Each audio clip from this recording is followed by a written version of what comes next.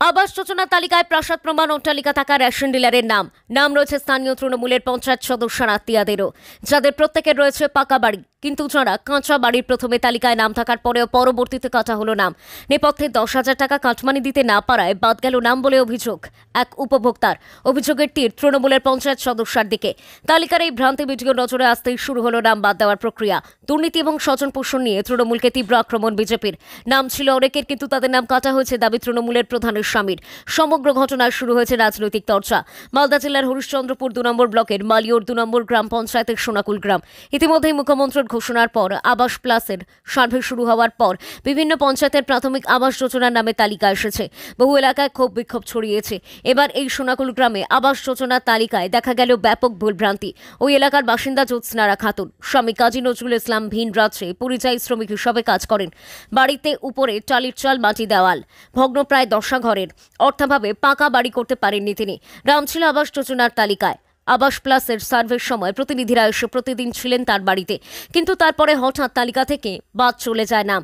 ওই উপভোক্তার অভিযোগ, তৃণমূলের স্থানীয় পঞ্চায়েত সদস্য তার কাছে 10,000 টাকা কাটমানি চেয়েছিলেন, তিনি দিতে পারেননি বলে নাম বাদ গেছে।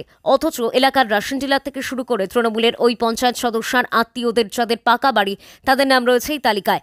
পঞ্চায়েত সদস্য লুৎফুন্নেসার দেওর এলাকার রেশন ডিলার রফিকুল ইসলামের নাম রয়েছে এই তালিকায়, যার অট্টালিকার মতো বাড়ি রয়েছে।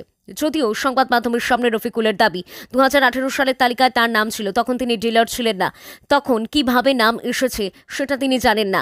এদিকে হরিশ্চন্দ্রপুর মালিয়ারা 2 নম্বর গ্রাম পঞ্চায়েতের প্রধান বাবলি খাতুনের স্বামী ফিরোজ হোসেন মেনে নিয়েছেন এরকম অনেকের নাম ছিল তালিকায়। তার সাফাই, প্রত্যেকের নাম কাটা হয়েছে। ব্লক প্রশাসন সূত্রে খবর, আপাতত প্রাথমিক তালিকা গেছে। সেক্ষেত্রে যাদের অভিযোগ আসবে সেইভাবে নাম বাদ যাবে সুপার চেকিং এর পরে। বিজেপির অভিযোগ সমস্তটাই দুর্নীতি হচ্ছে, যেটা এর আগেও তৃণমূল করেছিল। ভিডিও তাপস কুমার পাল জানিয়েছেন অনেকে সার্ভের সময় মিডগাইজ হয়েছে। তারপরে প্রাথমিক তালিকার পর অভিযোগের ভিত্তিতে সুপার চেকিং করে চূড়ান্ত তালিকা হবে। এরকম যাদের নাম থাকবে তাদের নাম বাদ যাবে। মালদা থেকে আমজাদ আলীর রিপোর্ট, নিউজ অবিকল। বলছি স্যার, রেশন ডিলার থেকে শুরু করে যাদের পাকা বাড়ি আছে তাদের তালিকায় নাম দেখা যাচ্ছে আবাসের তালিকায়, এটা নিয়ে স্যার কি বলবেন? দেখুন, এটা খুব বেশি তো হওয়ার কথা নয়, কিন্তু আমরা তো প্রভিশনাল লিস্ট মাত্র প্রকাশ করেছি গ্রাম পঞ্চায়েত এবং সংসদ লেভেলে সেটাকে পৌঁছে দিয়েছি। এবার সেটার উপরে ক্লেমস অ্যান্ড অবজেকশন পিরিয়ড খোলা আছে আগামী 3 তারিখ পর্যন্ত। তো যে সমস্ত নাম এরকম উঠে আসছে, একটা দুটো ভুলভ্রান্তি হতেই পারে, হয়তো তাকে কোনোভাবে মিসগাইডেড করা হয়েছে বা বুঝে উঠতে পারেনি। সেগুলো সমস্ত কিছুর জন্যই এই পিরিয়ডটা রয়ে গেছে, যে এই টাইপের যত অবজেকশন আসবে সবগুলোই আমরা রেকটিফাই করব এবং পুরো রেকটিফাইড লিস্টই গ্রাম পঞ্চায়েত সংসদের লাস্টে আমাদের কাছে ওদের কাছ থেকে পাস হয়ে রেজলিউশন সহকারে উঠে আসবে। সম্ভাবনা খুবই কম আছে। এটাই যে এখন যখন আমরা সংসদ লেভেলে সেটাকে প্রকাশ করলাম, তখন বিভিন্ন মানুষের অবজেকশন যখন উঠে আসলো বা কমপ্লেন উঠে আসলো, তখন এগুলো আমাদের নজরে আসলো। আচ্ছা, তাহলে তাদের কি প্রত্যেকেরই নাম বাদ যাবে স্যার? হ্যাঁ, অবশ্যই। যাদের বিওয়াই সার্ভের যে ক্রাইটেরিয়া আছে, যাদের মিসম্যাচ করবে বা যাদের থাকার কথা না, তাদের কারো নামই থাকবে না। বলছি স্যার, এলাকায় তো আপনাদের তরফে সার্ভে করা হয়েছিল স্যার, তো সার্ভে করার পরও স্যার তালিকায় নাম চলে এসছে স্যার? এরকম অ্যাকচুয়ালি এরকম হয়ে থাকে যে একই ব্যক্তির হয়তো একাধিক জায়গায় তার প্রপার্টি রয়ে গেছে, তার এখানে হয়তো একটা বড় সড়ো বাড়ি রয়ে গেছে, কোথাও হয়তো একটা কাঁচা বাড়ি রয়ে গেছে, বা তার গ্রামের বাড়ি বা ফার্ম হাউস, সেটাকে দেখিয়ে হয়তো সে মিসগাইড করেছে বা সার্ভেটিংয়ে হয়তো সেটা ভুলভ্রান্তি হয়ে গেছে।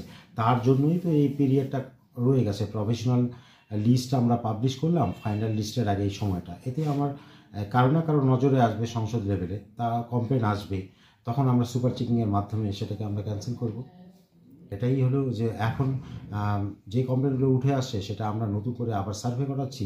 সেই সার্ভেতে যা রিপোর্ট আসবে তার বেসিসে সে সমস্ত নামই ক্যান্সেল। তাহলে স্যার যে রেশন ডিলারের যে অট্টালিকা বাড়ি রয়েছে স্যার, ওদের নাম বাদ যাবে তাহলে? 100%ই বাদ যাবে। আচ্ছা, তারা ক্রাইটেরিয়া মিসম্যাচ আছে, তার তো বাড়ি পাওয়ার যোগ্য না।